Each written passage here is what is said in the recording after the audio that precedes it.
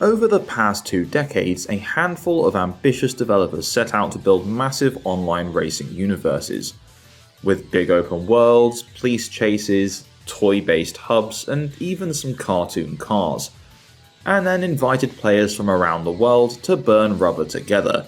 Some of those worlds lasted a long time and even flourished, some sputtered and just died. And some just never quite got out of the garage.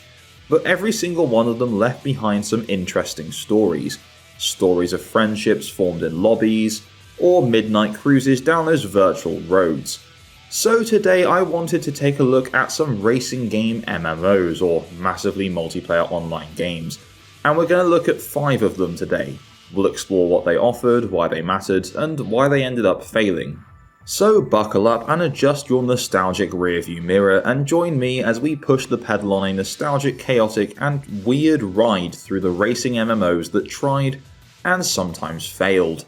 So if you've ever wondered what happens when you put online matchmaking, drifting physics, oval racing, drag strips, and early 2000s multiplayer chaos in a blender, well, you got Project Talk. A game with more revivals than a pop star on a farewell tour. And today we're going to look at the story of this MMO racer that constantly shifted names, regions, publishers, and identities, but is still looked back on fondly. So Project Talk first hit the scene in the late 2000s, launching worldwide in April of 2008. Depending on where you lived in the world, it had a different name: Level R, Heat Online, Heat Project Talk. The point is, the game existed across multiple regions with different names, which was great for confusing literally everyone, but also kind of made you feel like part of a secret racing society. So the game was developed by Invictus Games, and it was basically a lot of things. An arcade racer? Yeah. Simulation racer? Kind of. A drift game? Absolutely. Drag racing? As well. And it even has some NASCAR-ish oval tracks, because why not? It was like an all-you-can-eat buffet of racing MMOs, and like any buffet, some dishes were amazing, some were questionable, and some probably gave you food poisoning for the next 3 days. So let's talk about what Project Talk actually had to offer. So it had several distinct modes, each with its own fanbase. There was Drift Mode, Drag Mode, Sim Mode, Thunder Alley, which was the oval racing kind of NASCAR thing. Then you also had Explorer, which was kind of a free roam, and Capture the Flag, just to name a few. The physics leaned semi-realistic, but realistic in the sense that your car behaved mostly how you expected, unless you hit a wall, in which case it behaved like a rubber bouncy ball in a YouTube physics experiment. Progression involved unlocking cars, upgrading parts, and joining player clubs. But the real magic, the community. Project Talk had leagues, events, rivalries, all the stuff that a racing MMO could possibly hope for. At least it did back in the day. Now, if Project Talk were a person, it would have quite a few different passports. The game bounced between a few different publishers. Area Games had it for a while, other regional publishers took turn hosting different versions, and each shutdown announcement felt like finding out your favourite restaurant had closed again. But don't worry, it's reopening under new management next month. Licensing cars for a racing MMO isn't easy, and every publisher switched risked losing the rights. Maintaining servers cost money, and being a niche within a niche didn't really help. So at the start of July 2010, Area Games announced they could no longer support the running of the game, and the shutdown of the servers took place just a few weeks later on July 31st. But just a mere 2 days before that, Invictus announced a new publisher, and the game would then be called Heat Online, and would be hosted by InnoLogin Limited. And then on February 15th, 2014, Heat Online was discontinued as well, and then eventually there was a crowdfunding campaign in September of 2014, and then that failed, and then eventually in December of 2019, the game was re-released on Steam after a second crowdfunding attempt that actually succeeded. I mean, wow, I'd hate to be the player base of this game because it must just get so complicated. So some games just vanish forever, but Project Talk refused. Fans kept hosting servers, sharing files, archiving updates, and forming Discord communities long after official support went dark. Players remembered the leagues, the community events, so on and so forth, and eventually with that new revived version being released on Steam, the game got a second, maybe fifth, or possibly eighth life. The only difference is with this Steam version, there weren't any licensed cars anymore. Project Talk wasn't just a racing game, it was a place. Players formed friendships, rivalries, and entire communities based on their shared love of cars and chaos. It bridged arcade and sim in a way that very few MMOs had ever tried. And while bigger names got bigger budgets, Project Talk got something more valuable: loyalty, which is just evident from the amount of re-releases and fan attempts we've seen. It was scrappy, it was messy, it was fun, and above all, it survived when no one expected it to.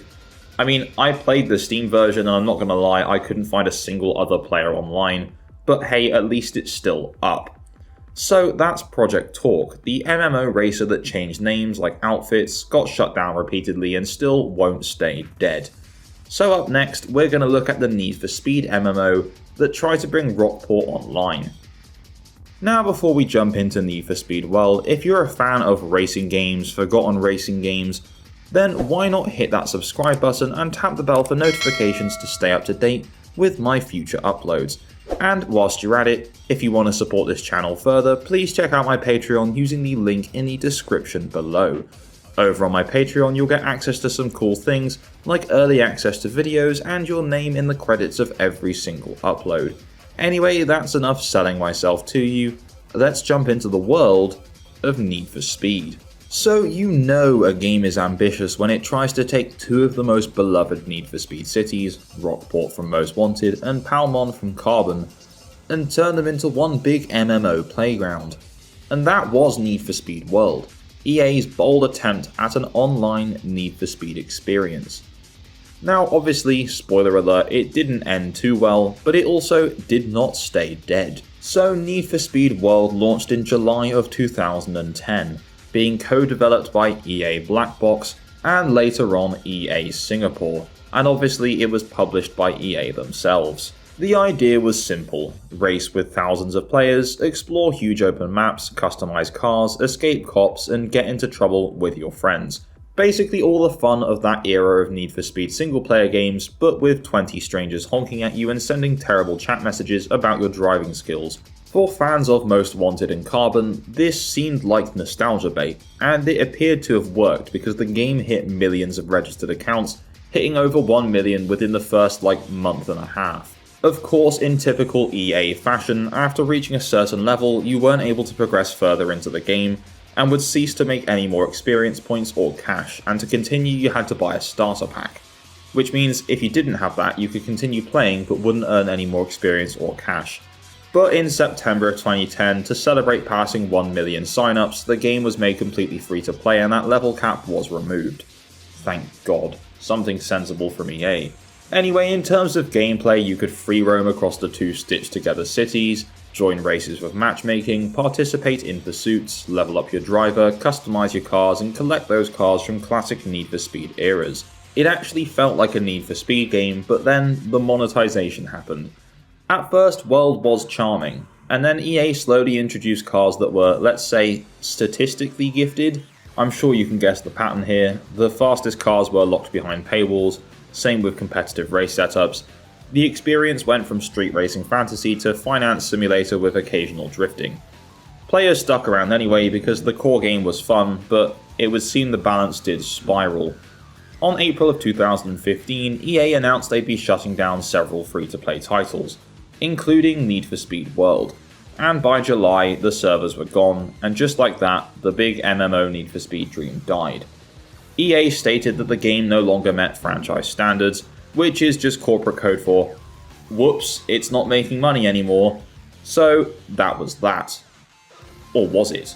So something incredible happened. Fans reverse engineered the game's networking and created community-driven private servers. These servers revived Need for Speed World with better car balance, restored content, quality of life improvements, and actual community support. It became a celebration of what the game should have been. And I've been playing on a couple of these servers and they are actually a lot of fun. So today, World effectively lives on, preserved through passion, nostalgia, and programmers who said EA can't stop us if we host it on our own hardware. And I guess it's been years now since this has happened, so EA don't really seem to care. Now, obviously, Need for Speed World launched in a time before cross-platform play was really a thing, but had it launched today across Xbox, PlayStation, PC, etc., I'm sure it would have been a massive hit and would have been supported a lot longer. Need for Speed World taught the industry two important lessons. 1. Big brands can't rely on name recognition alone, and 2. Don't piss off racing fans because they'll just rebuild your entire MMO out of spite and also make it better. Though the official servers are sadly long gone, World remains one of the most iconic and ambitious experiments in racing MMO history. So that's Need for Speed World, a nostalgic dream with a messy downfall and an iconic fan-led resurrection. So next we're going to look at a racing MMO that promised a ton during development and then never made it over the finish line. World of Speed. World of Speed is the perfect example of a game that sounded incredible on paper. A track-based MMO from Slightly Mad Studios, the people behind Project Cars, with teams, competitive events and a whole progression system. So what could possibly go wrong? Well, everything really. But let's start at the beginning. Announced in 2014, World of Speed was described as a massively multiplayer action racer, not open world, but track-based, which obviously set it apart from games like Need for Speed World. Its vision was team-based competitions, real cars, real tracks with deep customization, a persistent online world with MMO progression systems and seasonal competitive play. It sounded like Forza meets MMO long before Forza Horizon adopted shared worlds. The gaming press got early previews, fans were hyped, Slightly Mad Studios had major credibility from their sim racing chops. The trailers showed tight racing action, gorgeous tracks and hints of a social hub where players could hang out. It wasn't as arcadey as Need for Speed, but not as hardcore, in my opinion, as Project Cars. It targeted this perfect middle ground. Everything looked set for success. Then the delays started. The beta came out rougher and later than expected, the progression felt grindy, performance issues plagued multiplayer, and communication from the studio grew spotty. Forums filled with questions, players asked is the game still being worked on, and the devs, bless them, basically said yes but don't expect big updates soon. And that's never really a good sign. At one point, the team announced major internal overhauls. They were reworking systems, fixing issues, redesigning progression, trying to salvage the project. But the longer the silence, the clearer it became. The project was losing steam and funding. Eventually, in 2017, the game resurfaced on Steam in early access, but that wasn't enough to revive momentum. Finally, in late 2018, the official statement arrived. Servers were shutting down, World of Speed was finished. Not with a bang, not with a farewell event, just a quiet closure announcement and a simple goodbye. Now on a side note, but still slightly related, some of the guys at Slightly Mad Studios would go on to develop this year's Project Motor Racing, which again looks like that was overpromised and under-delivered, especially based on those reviews. Anyway, several factors likely sunk World of Speed. It had a confusing identity. Was it arcade? Was it sim? Was it competitive esports? The messaging never really fully solidified. Also to me, it seems there was some free-to-play design friction. Balancing competitive racing with free-to-play monetization definitely seems hard. One wrong tweak and it would become pay to win or grind to win, or please buy this booster so you don't level at the speed of a glacier. There was also some stiff competition from Forza, Gran Turismo, iRacing. Every niche already had a champion. And then on top of that, the development hurdles. This was a huge project for a studio also juggling other major titles. Though short-lived, World of Speed remains a fascinating what-if story in racing MMO history. It certainly wasn't a bad idea, it was just too ambitious for the resources behind it. World of Speed serves as a reminder. Racing MMOs are incredibly difficult to pull off. And that brings us to something very, very different. A family-friendly MMO based on Pixar's Cars, complete with kart charm and Disney magic. So let's talk about World of Cars Online. Before Cars 2, before Cars 3, and before the plane spin-off that, let's face it, nobody really asked for, Disney tried something bold, a kid-friendly online racing world set in Radiator Springs. It was colourful, it was adorable, it was surprisingly robust, and obviously, it didn't last very long. The World of Cars Online launched as a browser-based MMO aimed at children's and I guess families. You created your own car, rolled into Radiator Springs and other areas, and hung out with iconic characters like Lightning McQueen and Mater. The vibe was wholesome, kinda similar to Disney's other big MMO, Club Penguin. Safe chat systems, mini-games, exploration zones, very simple racing mechanics, with activities designed for younger players. Now, I've covered World of Cars Online in a full-length video already, so I'm not going to dive into the complete experience here, but gameplay revolved around completing missions, meeting characters, participating in casual races, playing mini-games, and exploring the map. The racing obviously wasn't hardcore, it was a browser-based kids MMO, but it was polished, cute, and accessible. It was just a charming little kids experience, and kids loved it, parents loved that it was safe, Disney loved the time potential, forums popped up, fan art spread, and for a while World of Cars Online had a healthy little community. It wasn't Club Penguin big, but it was active. But as time went on, it became clear the game wasn't attracting the numbers that Disney had hoped for. The company began shifting focus toward mobile games and toward franchises with higher merchandising potential. Running an MMO, even small ones, cost real money, especially when your audience is too young to buy microtransactions without parental approval. So of course, new content slowed down, the bug fixes slowed down, and fans began to worry, and with good reason. Because in February of 2012, Disney made the announcement that World of Cars Online would be shutting down. There didn't seem to be any huge farewell event, no final race, just a gentle goodbye and a thank you to the young fans who drove around Radiator Springs. The reasons aren't really surprising with a small audience compared to Disney's bigger MMOs, a high infrastructure cost for a low monetizing demographic, and then with the shift to mobile gaming, where kids' games exploded. It was a victim of corporate prioritization more than anything else. Today, fans remember it fondly. I remember it fondly, I love covering it on the channel. There's archived videos, screenshots, but better yet, a very small but dedicated group of fans have kind of brought the game back. We're not quite yet at the same lengths of Club Penguin Rewritten and all the other ones like Moshi Monsters and Bin Weevils and so on, but it is happening. Slowly but surely. Still, in the history of racing MMOs, World of Cars Online stands out as a charming experiment. A time when Disney briefly entered the racing MMO space, even if somewhat lightly, and created something unique, if only for a short while. So that's the story, a little bit condensed, of World of Cars Online, a cute cozy racing world that definitely blinked out too soon. But now we go from cute to extremely weird, because next up, although I will admit is somewhat of a stretch, is a racing MMO expansion for a toy-based PC game about vinyl figures plugged into a USB hub. Yup.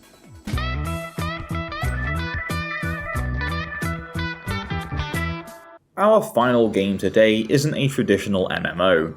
It's not even a traditional game. It's a collectible toy line that you plugged into your PC via a bizarre but cool USB hub to unlock parts of a virtual world. And then, because the mid-2000s were chaotic, it suddenly got a Speed Racer expansion. Welcome to UB Funkeys. So what the hell were UB Funkeys? Released between 2007 and 2010, UB Funkeys were small vinyl figures made by Radica, later owned by Mattel. Each figure was basically a key to unlock zones, characters, and minigames inside a PC world called Terrapina. The system worked like this: plug the Funky hub into your computer, place a Funky figurine on top of the hub, and the game would recognize the toy and unlock an area based on that character. Sound familiar? Because it was basically Skylanders before Skylanders, but more experimental and much weirder. UB Funkeys was such a core part of my childhood. I was 7 when it came out, and I had so many figures and played the game for all the years it was supported, and even occasionally go back to it every now and then just for a nice little nostalgia boost.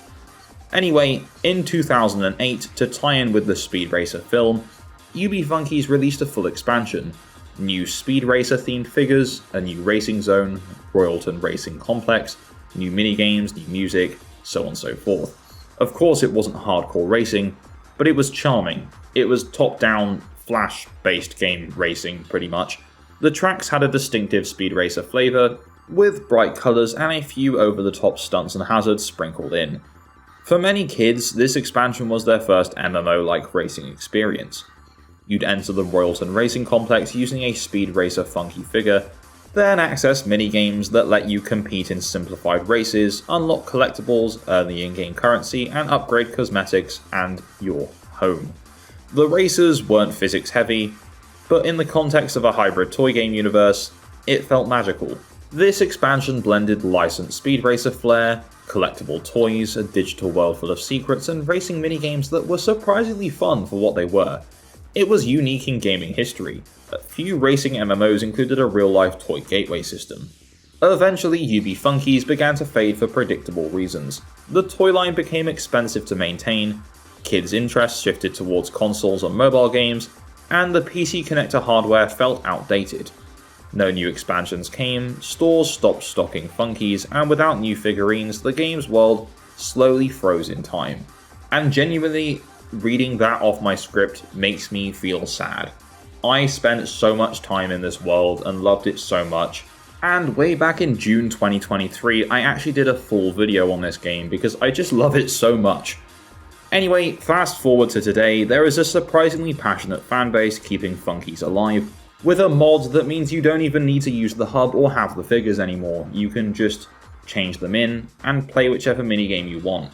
Yes, it loses some of the charm of collecting the figures, but hey, at least we can still play the game. And many players, now adults, look back on this expansion as their first digital racing hub world, myself included. It's a very small slice of MMO racing history, but it's definitely an incredibly unique one. And that wraps our final segment of the video, a forgotten racing expansion from a forgotten toy-based MMO that was way more ambitious and fun than it had any right to be. From Project Talk's rollercoaster lifespan to Need for Speed World's dramatic downfall, we've toured some of the most fascinating racing MMOs ever made, and there's definitely still more to look at. So if you enjoyed this video, please don't forget to leave a like, and drop a comment down below what your favourite racing MMO was, and if there's another one that you think I should be looking at. And if you haven't done so already, subscribe and tap that bell for notifications to stay up to date with my future uploads. A massive shout out to my Patreon subscribers for the continued support, and all I really have left to say is thanks, and bye bye.